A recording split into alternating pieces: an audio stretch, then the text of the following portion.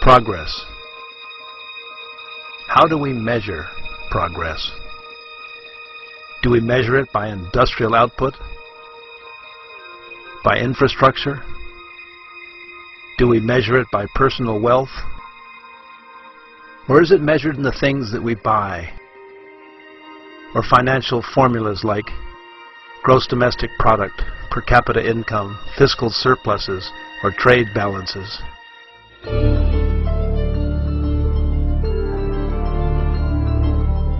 But what if there was a place where none of these things really mattered? Where there didn't need to be 2 cars in every garage? Where there wasn't a wide plasma screen TV in every room? Where the infrastructure was adequate and improving?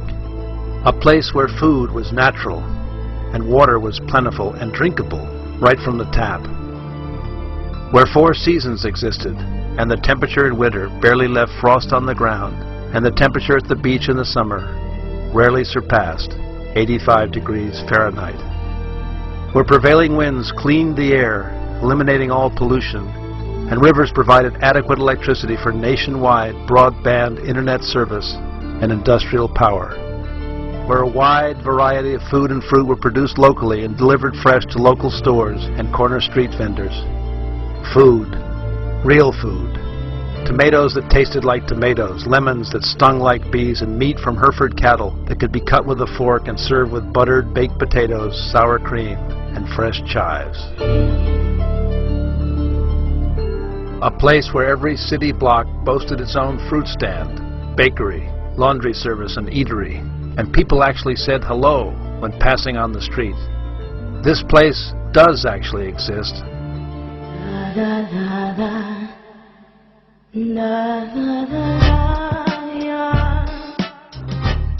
And it's called Uruguay.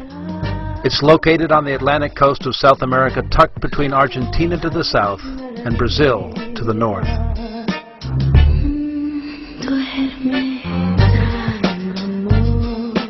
Uruguay is not a big country. It's about as big as Washington State in the U.S. and proudly boasts a population of only 3.3 million people, about the same as Berlin, Germany, and uncannily resembles the shape of utopia as mapped by Sir Thomas More in 1895.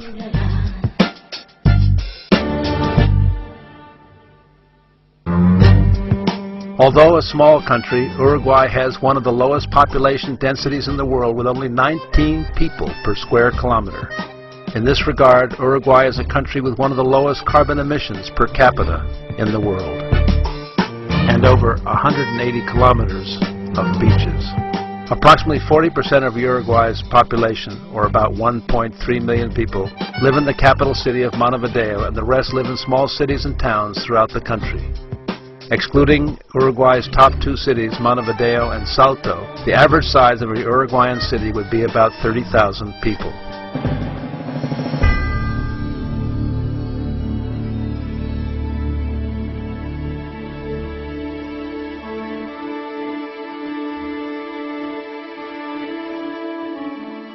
There's nothing really special about Uruguay.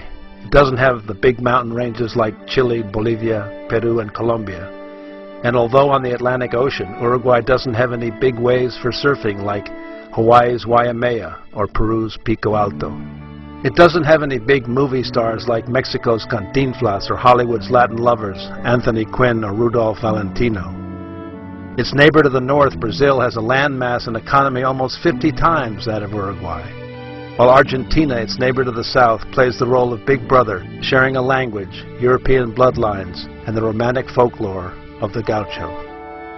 On the contrary, Uruguay is the smallest Hispanic country in South America.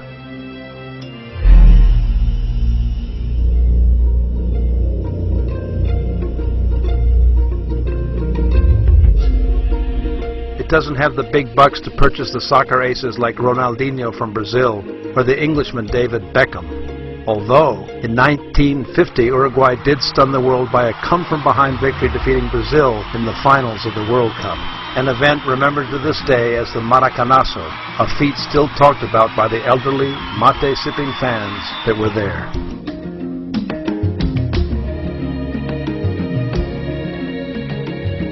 No, Uruguay is nothing really special, nothing fancy, just a quiet little country that's unaffected and natural. A country with well-aligned priorities which are firmly based on family, community, and quality of life. A country that in 2008 had the second highest literacy rate in Latin America after Cuba, a life expectancy of almost 80 years, and considered by the United Nations as the 9th greenest and most livable country in the world, behind the likes of Sweden and Austria. According to Transparency International, Uruguay was ranked number 1, tied with Chile, with the least corruption in Latin America in 2008. In this same year, Uruguay was ranked number 1 of the South American countries in freedom of the press by the French organization Reporters Without Borders, and by The Economist as having a quality of life reminiscent of that found in Europe.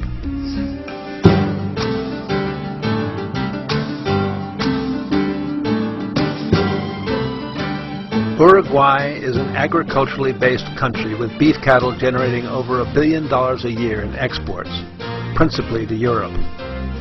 While Uruguay has only a $10,800 per capita income based on a $37 billion gross domestic product, it has the highest cattle per capita in the world with over 12 million head of principally Hereford stock. That means there's 3.8 cows for every Uruguayan citizen. In addition, Uruguay reports almost 11 million head of sheep in 2008 and is the 5th largest exporter of apparel wool after Australia, New Zealand, Argentina, and South Africa respectively.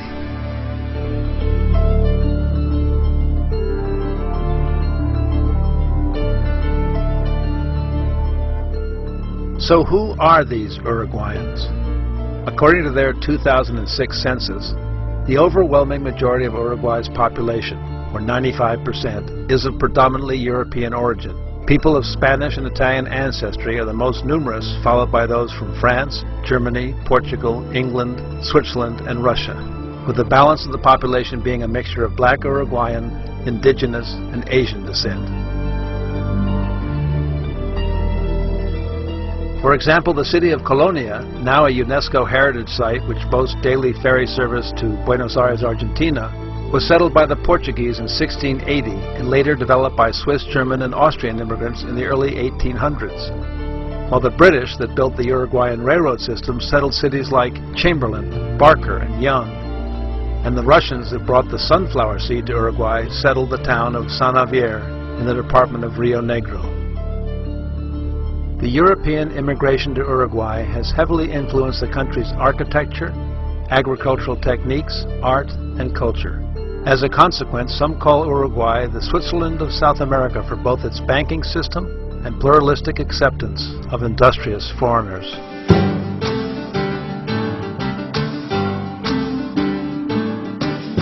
Okay, so Uruguay is civilized, green, most livable, and enjoys a wonderfully temperate climate in the southern hemisphere. That's all nice, but what can you actually do in Uruguay? Well, if you like the outdoors, maybe you'd like some horseback riding. Available every spring in the cattle country of Tacuarembó in the center of Uruguay.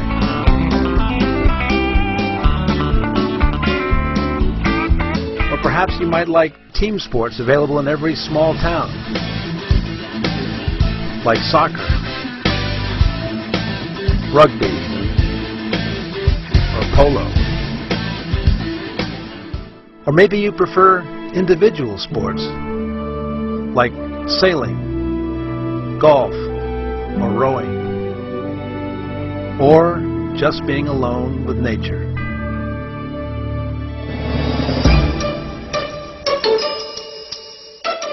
Perhaps you just want to relax and enjoy a night on the town. Well, here you can enjoy one of Uruguay's casinos, restaurants, or enjoy opera at the Teatro Solís, or a musical production presented every summer in the National Stadium. Oh, and if you want to know a secret, the dance of the tango, made famous by Argentine immigrants of Buenos Aires, was actually derived from the Cuban milonga and habanera music in Montevideo in the year 1890.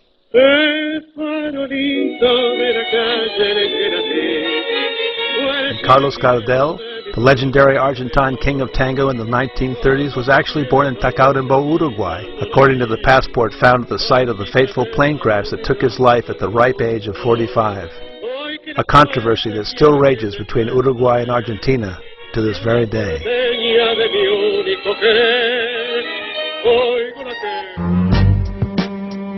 But putting petty rivalries aside, Uruguay quietly enjoys the comforts of a community in harmony, a lifestyle that stresses literature, reading, and a poignant debate over a cup of coffee or cortado at any one of Montevideo's legendary boliches. Besides politics, to be a true Uruguayan, it is imperative that you become a soccer fan and swear loyalty to either Club Nacional or Club Peñarol. In any case, in Uruguay you are accepted for who you are rather than what car you drive.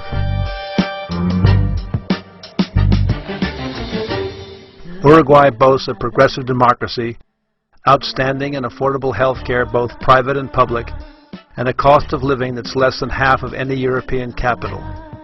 In this regard, to become a citizen of Uruguay, besides a passport, certificate of good conduct and health, birth and marriage certificates, you need to prove that you can generate a minimum monthly income of $650.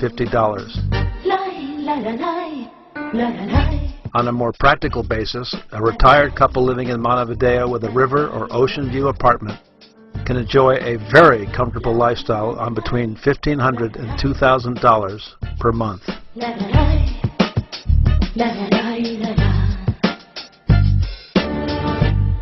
So there you have it, Uruguay. Nothing fancy, no earth-shattering headlines, no topographic wonders, no strategic raw materials, nor wars, nor conflicts. Just centuries of history, some rivers, and a people where basic courtesy and respect abound. A place where the day begins with a little sunshine, the clippity-clop hoofbeats of the horse-driven garbage collector, and the resounding call